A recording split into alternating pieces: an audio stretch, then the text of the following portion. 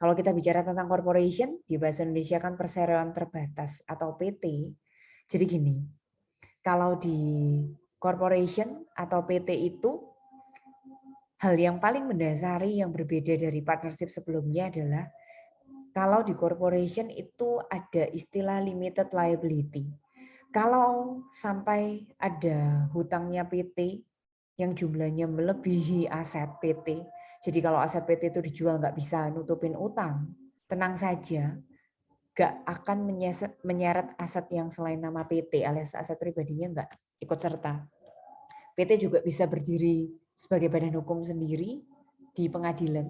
Memang yang datang mungkin duduk waktu di persidangan direkturnya, tapi yang diadili itu PT-nya ya teman-teman. Jadi bukan nama orangnya, tapi PT itu bisa berdiri sendiri begitu.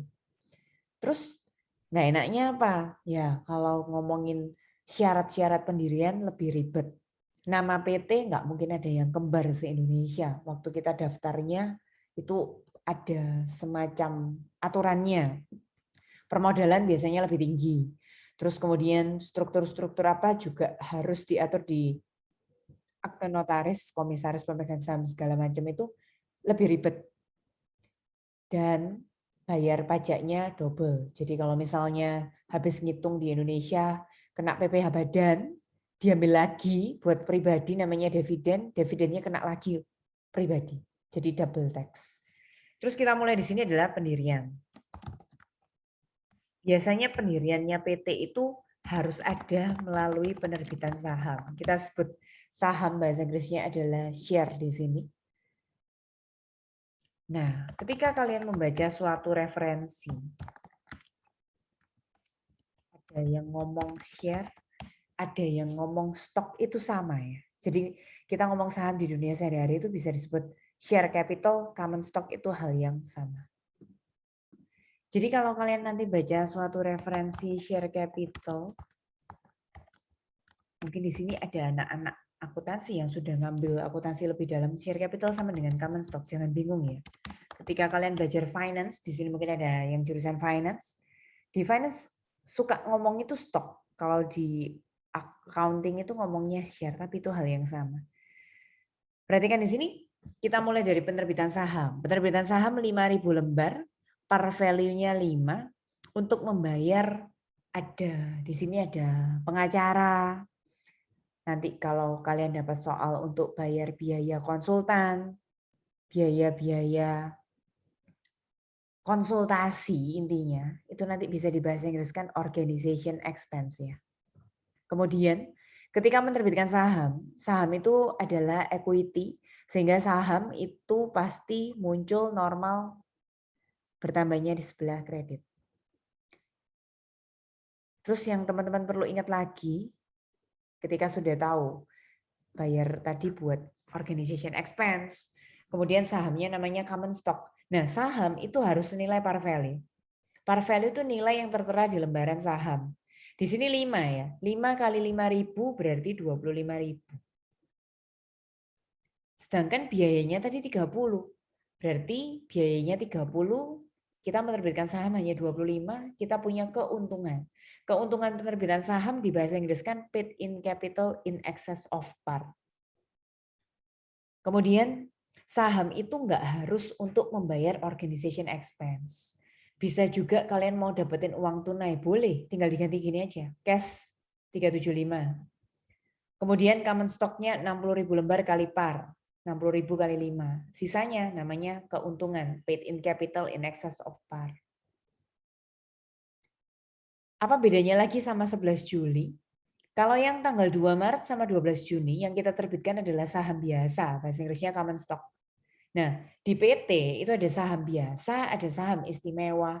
Yang istimewa bahasa Inggrisnya preferred stock. Apa bedanya? Preferred stock akan mendapat alokasi dividen duluan. Dividen itu return untuk para pemegang saham ya, bagian dari keuntungannya perusahaan yang diberikan untuk para investor pemegang saham itu namanya dividen. Preferred stock akan dapat dividen duluan. Andai kata PT itu bangkrut, yang dapat hasil likuidasinya aset, penjualan aset itu yang dapat bagian duluan adalah pemegang saham preferred juga. Kalau ada sisa, baru common stock-nya dapat. Nah, kalau teman-teman ingin menerbitkan preferred stock, tinggal diganti aja. Tadi kan common stock, tinggal diganti kreditnya, equity-nya namakan dengan preferred stock. Tapi sama aturannya. Common stock, preferred stock itu harus selalu senilai par value. Jadi, menerbitkan 1000 lembar, parnya 100, 1000 kali 100, terus kemudian untuk mendapatkan cash senilai 110 per lembar, ya tinggal 1000 kali 110, selisihnya langsung paid in capital in excess of par. Kalau teman-teman perhatikan ya, penerbitan saham itu pasti mengalami keuntungan sehingga paid in capital in excess of par-nya pasti dikredit. Bisa nggak rugi? Bisa. Ketika debitnya lebih kecil daripada kreditnya, apa yang terjadi? Ya tinggal pindahin aja paid in capital-nya di debit. Jadi di chapter corporation ini kalau untung paid in capital di kredit, kalau rugi paid in capital di debit. Tapi jarang sekali, apalagi ngomongin penerbitan saham, biasanya pasti untung. 28 November ini nanti akan dibahas lebih detail di bagian bawah ya, ketika kita ngomong treasury stock. Kalau kita beli treasury stock, itu artinya kita beli saham kita sendiri. Nah, saham tadi saya bilang, saham itu kan equity, saldo normalnya di kredit. Ada yang aneh, ketika kita membeli saham kita sendiri, kita sebut saham itu sebagai saham treasury, bahasa Inggrisnya treasury stock. Nah, treasury stock itu equity, tapi saldo normalnya di debit. Sekali lagi, treasury stock itu equity, tapi sifatnya kontra equity, sehingga saldo normalnya selalu di debit. Beli 2000 lembar senilai 80.000, ya sudah. Tinggal treasury stock to cash 80.000. Nanti kita akan bahas ini lebih dalam di bawah ya. Saya bahas di bawah ya teman-teman. Ini yang saya maksud treasury tadi.